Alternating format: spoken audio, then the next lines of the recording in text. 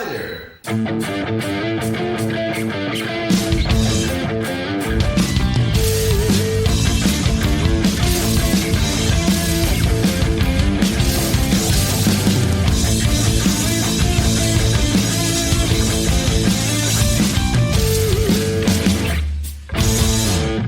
All right, we're rolling. All right. Okay. How you doing? Good. You? I'm good. Yeah. Got a little cat with us shouting. Yeah.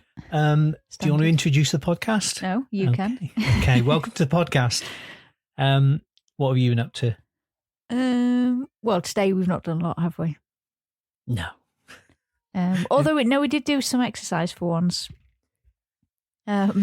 Resistance band exercising, and which were, it was 13 minutes, but we did it, and that was good, wasn't it? Felt the burn, because when you get to our age, you've got to do some physical exercises. Can't be sitting around thinking we're in our 20s anymore. So yeah, we're gonna have to carry that on.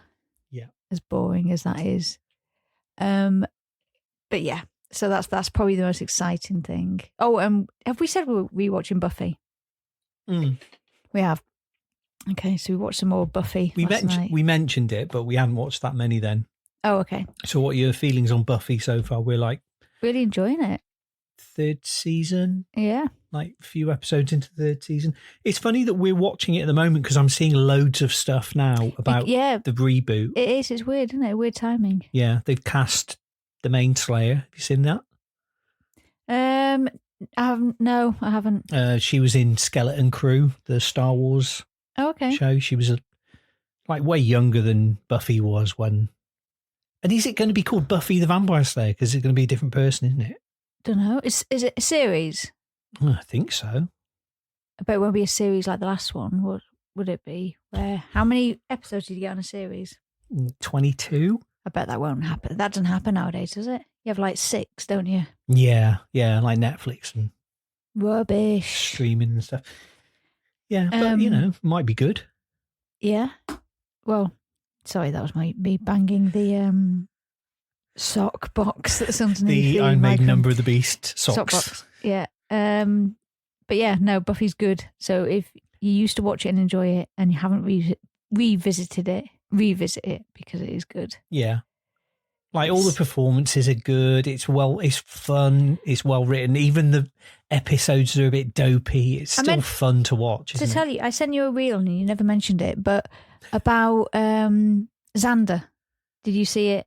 Where I think you must have skipped past a bunch. I didn't see a Xander reel. No, it was about Xander. It wasn't. No. Oh, yeah. I knew you hadn't seen it because I knew you'd. Unless you've watched it and forgotten. Maybe. But it was someone talking. It. No, it didn't. Maybe I did. I've probably sent it to some random like I did the other day. And oh God. Oh God. So it was this girl saying, I think she was watching it for the first time. Yeah, I think she was. And she was easily probably about 20 or something. So, completely different situation to what we have. Yeah. But she was saying, we meant to like Xander. And she was only on the first series, but she was like, we meant to like him. Am I gonna like him? But I didn't think he was that bad in the first series. Was he? Was he annoying? No, I can't remember. He just kept making it obvious how much he. Yeah, but he still does that. Fancies Buffy. Yeah. Yeah, he doesn't. I mean, it's getting a bit tired now, isn't it? Because it's like, it must be a bit creepy to have your best friend constantly saying, I really fancy you, but never mind. And then be like, yeah, no, look, we've covered this. We really don't need to revisit this. But yeah, so. I find with Xander, he's really a sort of point of view character from the writer. Like, the writers give him all the funny lines and like loads of, he gets more of a say than a lot of people, don't you think? Do you think? In what sense? Just, I don't know, it's hard to describe, but it's like whatever he's saying is what you're meant to be thinking a lot of the time. Oh, okay. And it's like, he seems like a sort of writer's favourite, and it's like, I don't know how many of the writers were, young men rather than women. Right. But for a series that's focused on a female lead, they've still, I mean, obviously the time it was made, they were probably still thinking this really has to play to men. Yeah, probably. But so it's good. Yeah. So what's your favourite episode so far? Ooh, so far. I mean, you can come back to me. Yeah, I don't know. Don't know. One Sorry. with Angel moping. The one where Angel comes down up from hell, buck naked, and then finds some trousers and has the same haircut. Still has his hair done. No 300-year-old beard. Bit suspicious, but okay. If we maybe when you become a vampire, that you're sort of stuck in time, and your hair's like that, and your beard is as it was when you became a vampire. Your physique, everything. So maybe that's why. Maybe. So if anyone comes at me with, well, actually, it's because, well, then I get it. Fine. But he was in hell as well. Maybe it was a hell that doesn't allow beards. A hell that's, but also very clean shaven. You'd think in hell if they were going to shave your beard, they'd accidentally on purpose shave your face off, wouldn't they? Because, that's the point. They're not meant to be nice. Yeah. So should we get back into Q magazine from May 1989? Yeah. All right. So there's a big feature on The Cure. What are your feelings about The Cure? No feelings. No feelings whatsoever. Yeah, they're like a blind spot for me. Yeah. Like they're like super big and like loads of people were into them, but I just never sort of listened to their music. But all right, I'll read you the beginning of this article. There are, Robert Smith feels, two quite distinct and separate Robert Smiths. One is meticulous, fastidious even, firmly in control of everything he and The Cure do. The other is all over the place, a binger, a self-destructive follower of the path of excess, a man who, I can't help noticing, has allowed himself to be trussed up, suspended from the ceiling of a South London warehouse and then lowered repeatedly into a large black furry orifice, a spider's mouth, apparently, full of some sticky gunk that looks and smells like Airfix glue. Perhaps the fumes are getting to him because this Robert Smith is clearly having difficulty lip-syncing through the final sequence of what must rank as one of the most dangerous and undignified video shoots since the Pepsi Cola commercial that set fire to Michael Jackson. So this is for a song called Lullaby, right? Which is, I think, about it being eaten by a giant spider. Well, makes sense. And it's got him being lowered into a giant spider mouth. Well, are you going to show me it? I'm going to show you it, yeah. Got it queued up. Good. You'll know it when you hear it, I'm sure.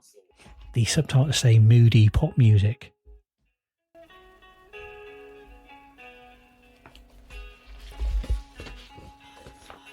You're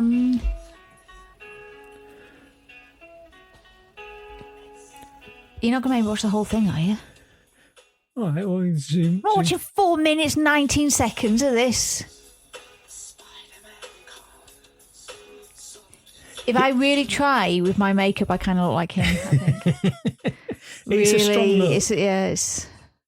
It looks good. When I was at school, there were two girls who clearly modelled their look on him. Oh, really? Yeah. I'm, pretty good. It's like all moody, isn't it? He's talking about the Spider-Man, but he's not talking about Spider-Man. I wonder if that noise is going to come out. That's a cat really, really aggressively scraping in the litter tray. You can't be scraping litter. That's scraping the edge of the litter tray, isn't it? Oh, there you go. There's some litter noise. Right. Go and get to the mouth bit. I'm not interested in him lying in bed. Well, there's the band playing instruments. He's in bed. He's covered in cobwebs. Oh, there.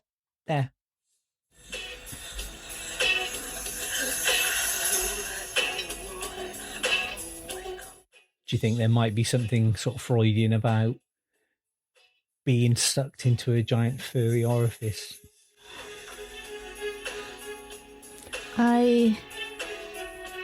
That wasn't worth it.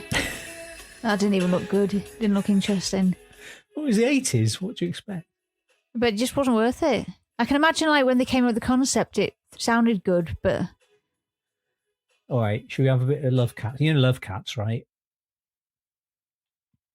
Which is the one who goes, is that That's it? this. Okay, yeah. This is a few years earlier, but Okay. I thought I'd show you because I think there's a bit in this video you'll like. Is it a cat? Yes.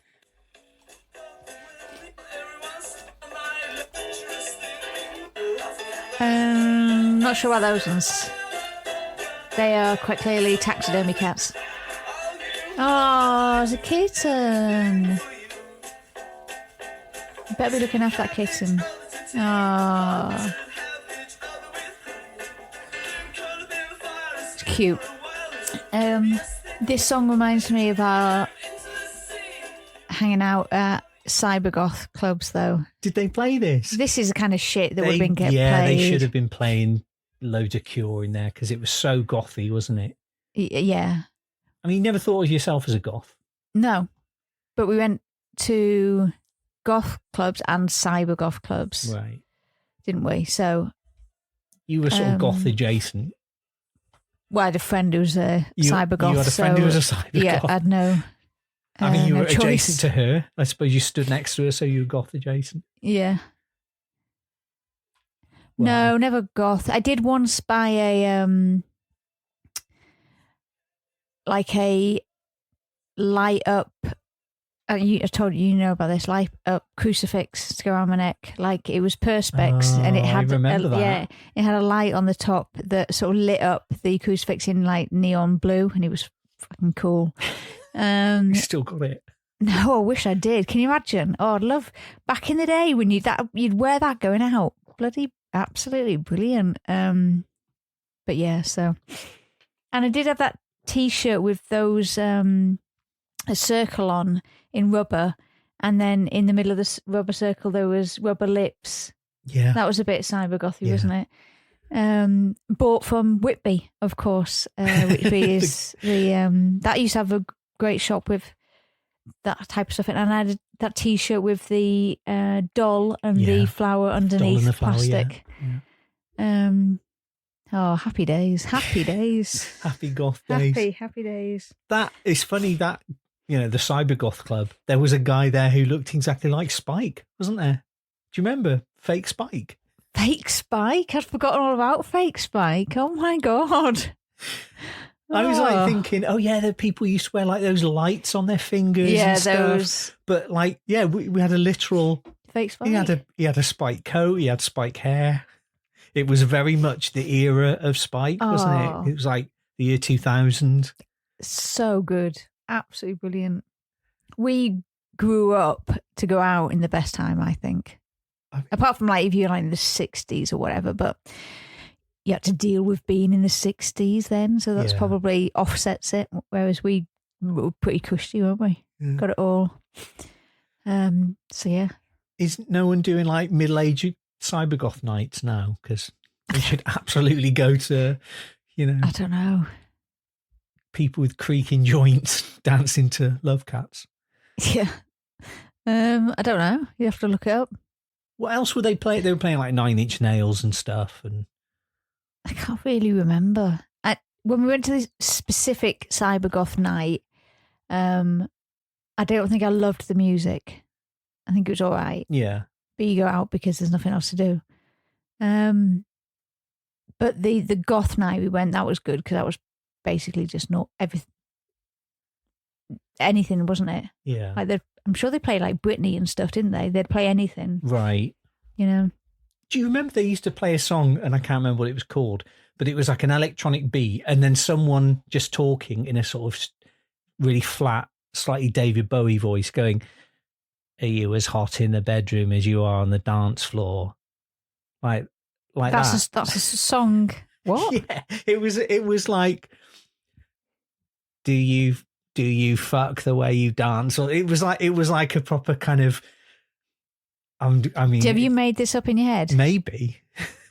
Maybe sing it into Google like I did this morning. But the thing is, it was just someone talking over like a real sort of heavy electronic beat. I'll try and find it. And I mean, it's only just occurred to me, so I've not done any research. I mean, I don't know what you're talking about. So when you show me it, I'll just be like, okay. Yeah, but you'll remember it was like they played it every week.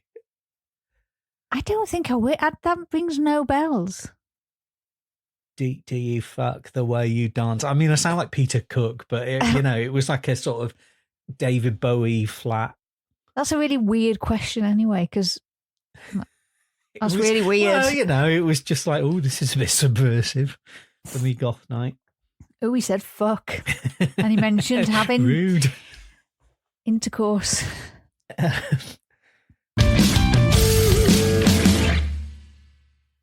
I'm Amanda, and that's Evan.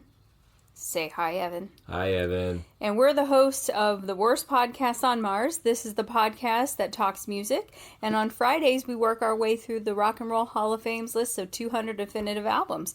I do a bunch of research trying to figure out why it's on this list. And on Tuesdays, we do smaller episodes that are not part of the Rock and Roll Hall of Fame's list. And Evan, well, he just literally shows up. So if that's what you're into, please find us on Apple Music or Spotify. But not Mars. Yet. Right, yeah, let's have a bit more of this Cure. Oh, the Cure. He gestures at the furry black thing at the makeshift shed-like contraptions which the rest of Lullaby has been filmed, and what might be 4 more members of the Cure, looking as casual as a rock band can be when clad in raggedy Napoleonic military costume, an inch or 2 of white makeup, and a substantial garnish of the gluey, cobwebby gunk. The cobwebs looked good. Yeah. They look like cobwebs. So here's a pull-out quote. This is Robert Smith. What we do is an alternative to Elton John and Chris Rea and all those old bastards who were there then and still are. It's embarrassing to see these old people like Dire Straits doddering around. They're hideous. I'm sure they're different people posing in latex masks. Now, I looked it up. The Cure... Chill out. The Cure formed the year before Dire Straits formed. I mean... So how old was Robert Smith when he was pissing all over people then? I mean, I think it says somewhere in this article... Well, what you can Wikipedia this? Yeah, let's wiki it. Oh my God, or just throw your phone on the floor. Oh, look, the darkness. We're late. Do you know what I thought today? I thought, we could have gone and sold tickets. Because they're like legit... obviously I wouldn't do that to someone, but I did think, maybe we could. So Robert Smith, musician. He's currently 66 years old. Mm-hmm. He was born on 21st of April, 1959. So he just turned 30 at this stage. Oh, you can't pretend you're young at 30. Yeah, but look at him. Look at his hair. Look at his makeup. Of course, he's still a teenager, even though he's 30. I know, 30 is not old. I'm not suggesting 30 is old, but...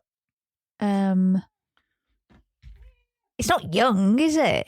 I just thought it was bizarre. Like the Cure have been going longer than Dire Straits, although obviously Martin Knopfler's older. But it's that sort of indie thing of we've got to be not the establishment, right? There's a good bit here about his makeup. I started wearing it because it made me feel confident and more attractive.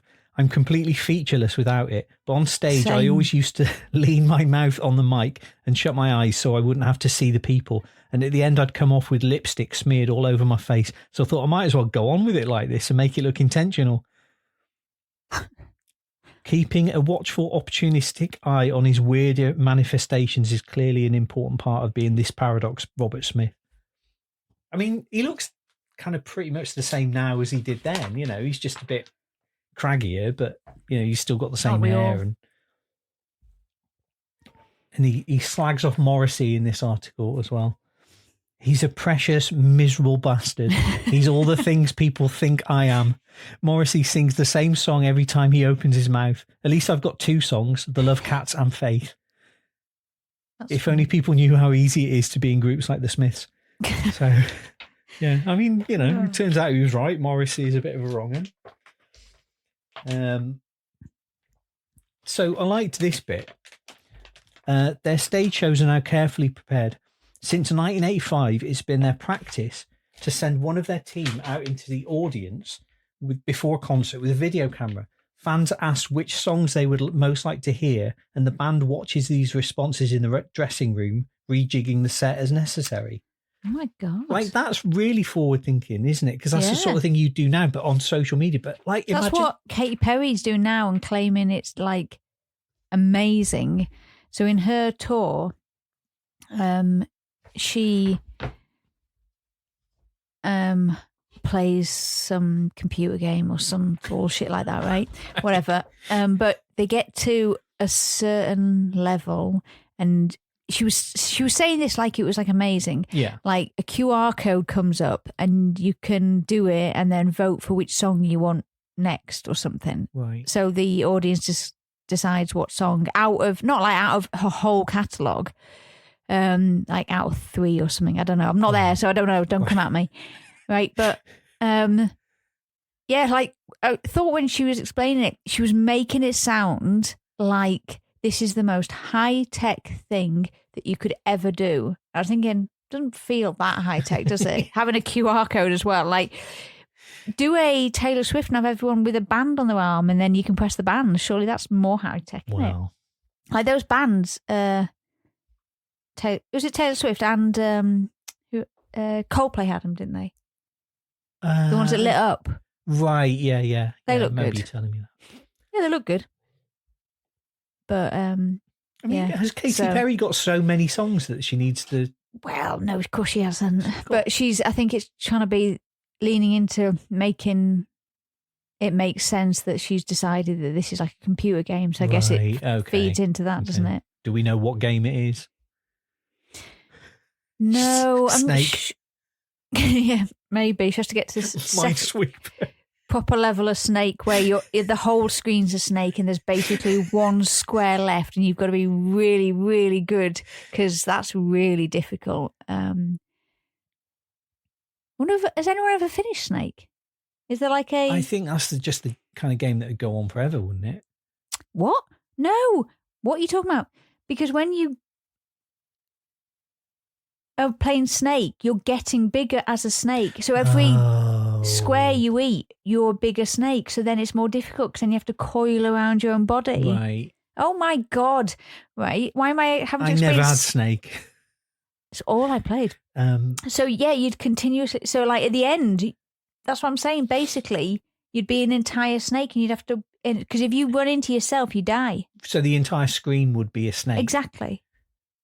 But then you'd instantly die because there's nowhere else to go. Or maybe it's a metaphor for life that ultimately you're going to die. Oh, God. And it doesn't matter what you do, you're going to die. Oh, dear. Happy Saturday. Right. Do you want to hear the end of this article? Yeah, go on then. Are we still talking about The Cure? We're talking about Jesus. The Cure.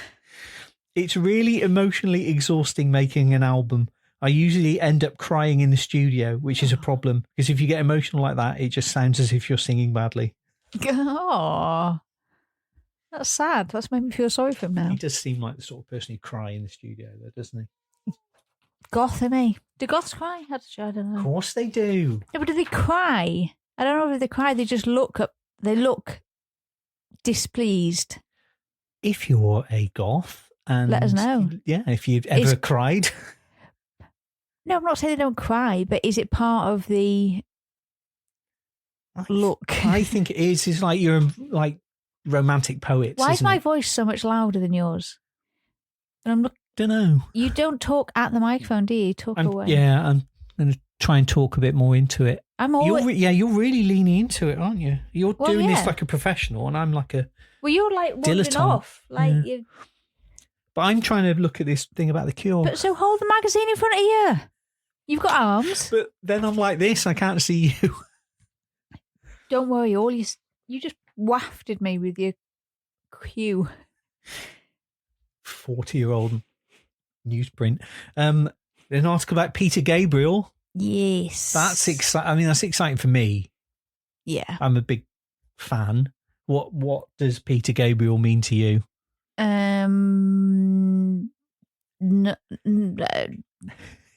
Neutral feelings about Peter Gabriel. Do you like any of his songs? I don't know. Do I? Well, does he sing Sledgehammer? He does sing Sledgehammer. Yeah, I like Sledgehammer. Don't Give Up. Don't give up. That one. I mean, you're more familiar with the Alan Partridge version, probably. Yeah. Yes. Oh, put that on. You put that on the list. Oh.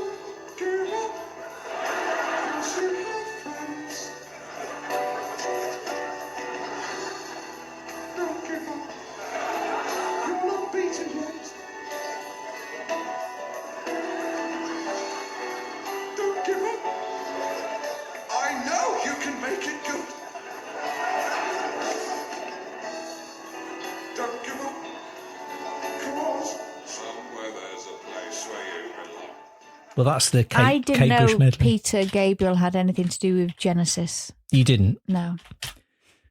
Um, Well, growing up, I only knew Genesis as stuff like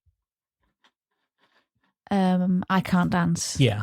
And had no idea of the nonsense that came before, where he was, when they were all like, "What You Make Me Go and Watch." Yeah. Bollock Mad. Oh, God. Foxhead. Jeez. I must love you very much. You do. To sit through Well, that. you fucking should. No, the first one you took me to was fine, but then that next one was like, that was an endurance test. That was The Lamb Lies Down on Broadway. I did not like that bobbly man face thing. That's horrible, absolutely horrible. I hated that. Theatrically, that took you to a place. Fine. You're supposed to feel disgusted by him. Right. He's But I'd rather, disgusting. if I was going on a night out, disgusted probably wouldn't be something that I was thinking, right, what do I want to do tonight? Well, I'd like the excitement of going out, and then, the joy of meeting friends. I want disgusted. I want to feel disgusted. Can I not just enjoy something? But you like Ripples. Yes. Did you like any other songs from the early days of Genesis? Don't know, because that was the only one that stood out to me in that time. Right. Okay. But you like some of the Better than 80s. nothing, better than nothing. Yeah, I like the 80s stuff. Yeah. Yeah. At the time, I thought it was dad rock. Yeah. So at the time, it wasn't cool. It was not something I was listening to. But, yeah. So, yeah, 80s stuff is good. Yeah. And you like Sledgehammer. Yes. Do you know In Your Eyes? Not the version that I think you're talking Not about. George Benson. Right, yeah, Like, not that one. In your eyes. have you ever seen the film Say Anything? No. With John Cusack? No. There's a famous scene where he's trying to win back his girlfriend and he holds... Holding up the boombox. and he plays In Your Eyes. Oh, I didn't know. Games Without Frontiers, you know that song? I'm not good for one where you say, do you know that song? Sing it to me or play it to me, I'll because play it to I don't you. know. Oh, she's back. She's out. Gangnam Style came up. Imagine searching for Gangnam Style purposefully and wanting to listen to it. Mad. It's all right. Oh, God. I thought that was Oasis then, You know, it's doesn't it? Gabriel, mate. It looks like Noel All right. No fucking Fielding. hell, what's his name? Gallagher. Jesus, oh my, what is with my brain today? How did I not remember Gallagher? Oh, I got an ad from Goodness. McDonald's. Skip. Shock the monkey. Skip. No. You don't know this song? No. I can tell you now I don't like it. Well, get to the chorus. Yo.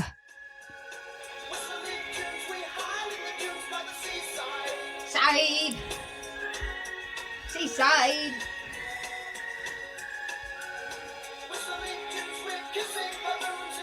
Kissing baboons in the jungle.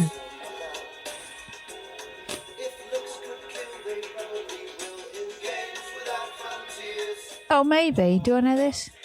Oh, maybe. Does Alan Partridge sing this as well? I don't think so, but Why I'd am like to I- hear it. Does he say it? Why am I thinking of? I know we've just been talking about him, but why am I thinking about him saying those lines? He probably does. Should we have a bit of Shock the Monkey? Well, I know this one. You might. I don't think this was as Was well known. Sledgehammer his first one single? No, that was 86, 87. This is sort of early 80s. Right. Pixar. Pixar before Pixar? Oh, not sure about the monkeys being used in the video. I don't think he would have mistreated a monkey. No, I'm not saying you mistreat it, but any use of a monkey. Monkey.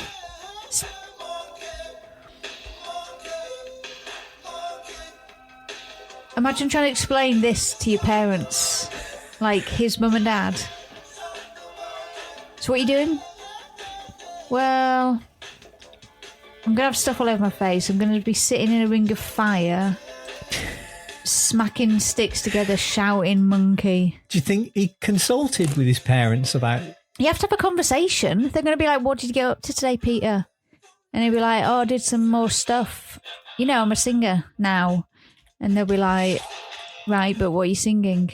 Right, you'll know this. Monkey, you know it, Mum. Oh, I know this. I just saw Erasure did a version when you clicked on that. Erasure did do a version of this. Have I heard that? I think it was on the greatest hits. I didn't know that was how Salisbury Hill was spelled. You thought it was like Salisbury. Sallis. Yeah. Gosh, I'm learning so much today. Oh, right, okay, I know this. Yeah. Who sang this? Peter Gabriel. It was him. It was his song, yeah. This was his first hit after he left Genesis. Put the Erasure one on. I just want to see what that's like. I mean, I don't think it's as good. He looks like Thingy there. Who? Your dog will turn into a cat. Oh, right. Doesn't Okay. he? Well, I'll put Look at it. And they look like bats. I know they're not. Anything can happen on Halloween. Halfway to Halloween. So this is big time. This was on the album that Sledgehammer was on. This is an Adidas ad. Stop giving him money. I mean, in terms of quality, it's not much different, is it? Well, it's, you know. Is that... He likes his was- sexual imagery. Oh, what the hell is that?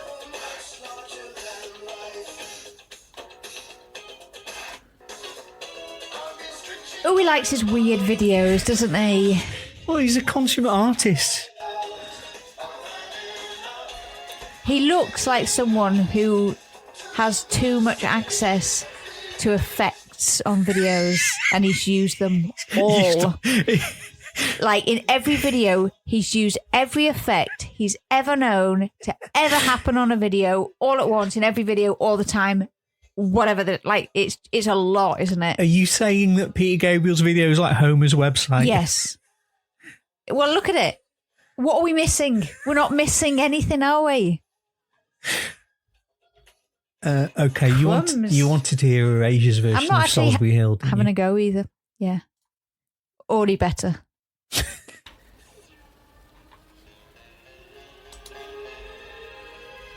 Erasure's not going to do anything bad. Is he wearing like a cardboard top?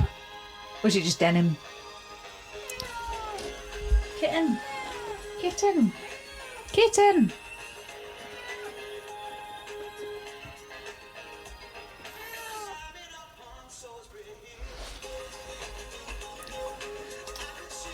He's just like Britney in like the early 2000s, isn't he? What year was Well, this? I think this was 10 years ago. No, but that's just when it's been put up. Other people's songs originally January 2003. Oh, right, okay, yeah. So early 2000s was about right. Because everyone had the jeans and like a also denim boob tubey type top.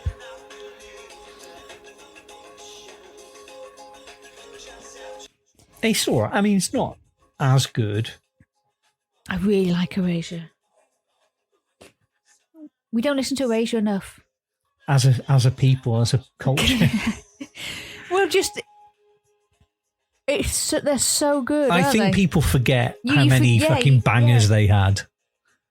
So good. All right, well, we'll add that to the list. Right, Okay. let's talk about Peter Gabriel. Oh yeah. So he did the... Because all my impressions are the same, aren't they? I've got one impression, You have which to is like this. You have to explain. You've just seen Gary Newman Cars as suggested videos. Yeah. So Peter Gabriel did the soundtrack for Martin Scorsese's Last Temptation of Christ. Did you know that? No. And you've seen that film, haven't you? I don't know whether I had. I don't think I have. Well, you did. I had them all on video Yeah. because my dissertation was about Martin Scorsese, which I still think is very funny. why is that funny? Because That's precisely the kind of person you would do a dissertation on, rather than that's true. the guy that directed Weekend at Bernie's. Yeah, although that would be good. That would have been, Because Weekend at Bernie's is an absolute banger of a film. But sorry, my brain went blank then. I just lost all words. What were we talking about? We're talking about Last Temptation of Christ. Right, got it. Oh my goodness. It's that exercise. It's that 13 minutes of exercise today. It's done It me in. just destroyed your brain cells. Don't exercise, kids. I didn't watch it. You didn't? No. Okay. Well, It's not Laugh Riot, is it? it's not going to be. I think David Bowie's in that. He plays Pontius Pilate. Really? Yeah. But, I think at the time of this article, that's the most recent Peter Gabriel album, because he'd done So, which had Sledgehammer on it. It was a gigantic worldwide hit, and the album was massive. And then he did this really weird world music. It was all instrumental, like a lot of African rhythms, a lot of African musicians. And it's saying here that the album didn't come out until ages after the film because he just kept wanting to work on it. Did you know that in 1982 he did a reunion with Genesis? Maybe. So there was this thing called WOMAD, which is World of Music and Dance, right? I know WOMAD. Yeah. How do you know about WOMAD? Had a friend who used to go with the family. Oh, really? Yeah. Okay. Well, the very first one was in 1982, and he organised a lot of it. And basically, it was a terrible financial disaster, and he lost loads of money. And people were ringing up making death threats because, you know, all these loans and stuff weren't getting paid. And so this is the article. This is when his old friends Genesis, at the instigation of the manager Tony Smith, stepped in with one of rock's finest gestures of selfless generosity, the reunion concert. In career terms, it was the last thing Gabriel wanted, the band having established their identity far more securely than he had since the split. But in a harsh situation, it was a godsend. So that October, in a day-long downpour, they played to 47,000 at Milton Keynes Bowl. It was strange for Gabriel, partly time-warped back to cosy days with his school pals, partly terrified because he couldn't remember the lyrics he hadn't sung for 7 years. He had them planted all around the stage on cheap pads, and if that failed, he tried to lip-read the front row as they sang along, meanwhile filling in with spontaneously improvised gobbledygook, or Gabrielese, as he called it. So that was one of the first bootlegs I ever bought, the Really? Genesis reunion concert. Yeah. I mean, it sounds great. I mean, they're not playing tightly because they've not really rehearsed or anything. Right. But yeah, it sounds fantastic. It was just a really good audience bootleg, you know, which is nothing to do with this article. We rehearsed a little bit in Hammersmith, and on the way back on the tube yesterday, the train stopped in the middle, in between stations. The knife! See, the only thing that we didn't rehearse were the stories, and that was actually the wrong story. Thank you, Phil. But he's talking about his marriage splitting up, right? So he got married in 1971. It said his wife, Jill Moore, came from an even more privileged background than him. Her father was a diplomat, latterly ennobled for his services as private secretary to the Queen. They met when he was 16 and she was 15. Their first date was in a wimpy, but they moved to more elevated settings, notably a ball at Balmoral, while he waltzed with Princess Anne and she with Prince Charles. So they married in 1971, and they're just both having affairs all over the place, according to this. She owned up to an affair that she'd been having with the co-producer of his fourth album, and then he owned up to 5 other relationships he'd been having, including Rosanna Arquette. So, you shouldn't laugh at this, but it's hard not to. So he's saying, between crises, they pursued exhaustingly diligent campaigns of self-improvement, including some fairly bizarre and desperate throws in an effort to stop their love causing such grief. They went to a marriage guidance, an EST course, counselling from Robin Skinner. Peter tried yoga, hung himself upside down from gravity boots, immersed himself in a samadhi flotation tank, a form of sensory deprivation, and he even jogged. And at one time, they both shaved their heads. And this is a weird bunch of things. This is to say jogging, that's normal. Shaving your head for wellness. This is like rich people bullshit, isn't it? Like a normal person wouldn't shave your head just to save your marriage, but that was just to save the marriage. Well, it's like just general self-improvement. I thought he shaved his head just make himself look weird, but I didn't realise his missus had done it as well. Did it help? Well, no, they finally divorced in... Right. Only gravity boots helped. 88. Well, clearly not.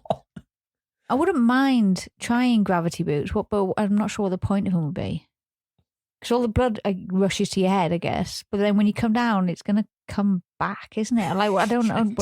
I don't know. Maybe it it's seems good. like the sort of thing you'd do if you just had loads of money and loads of time on your hands. Gravity boots are used in some sort of film, aren't they? Someone's wearing them in a film. When the first Batman with Michael Keaton. But I've not seen that one. Mm. So, oh, that's going to annoy me. You might have seen a clip because he's hanging upside down like a bat. Pretending to be a bat's a bit sad when you're Batman, isn't it? You hate Batman. I don't hate Batman. I do a bit. I do think you should watch that film though, because you like him, don't you? Who doesn't? Jeez. I mean, the guy's been nothing but attractive for his entire life, hasn't he? Yeah. And it's not going away. He's still looking good as a silver fox, isn't he? It's just getting better, honestly. Men do that though. What? You go grey, you look good. I'm going grey. I don't look good. Yeah, but you've got. I know, but you can see my greys. Flame head temptress. You can see my greys. Yeah, but everyone's got grey hair. But when I had my hair highlighted, it blended the greys a bit more because you sort of lost it in the highlights. But now it's like, well, they're grey. So that's a bit of a downside, isn't it? Never mind. You trying to pull a face to see? Oh, we've gone past. We've done our Type 40. I'm just very quickly. I don't think there was anything else I wanted to talk to. That's fine. Or talk about in this magazine. Let me just quickly check. Have you got anything else you want to share with our devoted listenership? We bought some Nutella for the first time in a while. That's pretty exciting. Vegan Nutella. Because it's obviously, since we've been vegan, not being able to have Nutella, but they've got a vegan version out now, which is now in England, in Sainsbury's, and it's excellent, isn't it? Yeah, even you liked it. I couldn't tell the difference, to be honest. No, it tastes exactly the same. Awesome. I mean, £4 a jar is lots of money. But it was nice. So maybe we can start making it like the ice cream. Oh no, can I just not? Smush in your own. Well, it's hazelnuts, isn't it? It costs so much to try and make Nutella. We're not doing that. I saw because I just constantly get recipes on Instagram, and I saw a recipe for vegan butter, right? Right. And it was mostly nuts. I think cashew nuts. Like, first of all, mash up some cashew nuts, and then they said, oh, and add some vegan yogurt. I'm like, if I'm buying vegan yogurt, I might as well just buy vegan butter. Punt for vegan butter, which is like a few quid. Yeah. Yeah, well, I suppose if you want to know exactly what's gone into it. Well, yeah. Nice. Other than the yogurt side of things. Other than the Nutella, that's probably the most exciting thing. We can. Okay, so shall we just quickly look for this song? Which song? That sexy Cybergoth. Oh, yeah. I know fucking Arctic Monkeys is going to come up because it's similar. Are you as hot on, what was it? Are you What was it? as hot I don't on know. the dance floor? No, it was, I mean, this is 20 years ago. I'll cut all this out. Dance floor. Are you hot in bed? Are you as hot in the bedroom? Excuse me, do you fuck as well as you Oh, dance? God, have you found it? Yeah, I think so. Wayne G featuring Stuart Who. Fast forward. Oh, this is... Oh, God, this is awful. I mean, the video's a bit fruity. Oh.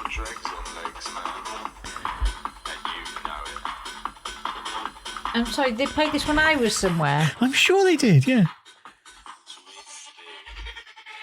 Oh, my God. No offence to anyone who likes this kind of music, but 1990 listen to the state of it. 1998. Well, we were No, like that might patrons be- of that. That would have been before we met.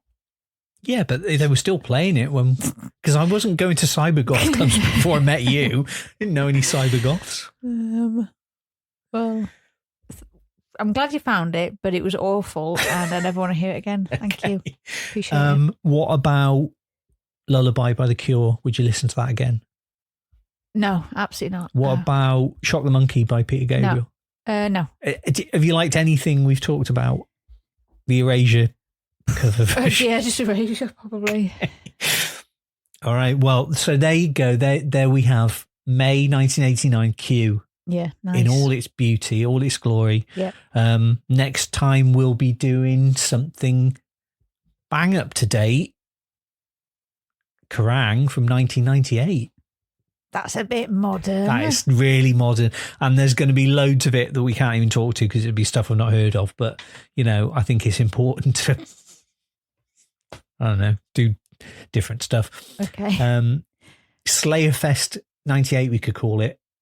Slayer Fest 98. Yes, man. There you go. There's your teaser for next week. So, do you want to say goodbye? Do you want to leave? Stay metal. Stay metal. I can't see where my cursor is. It's on this screen. Here.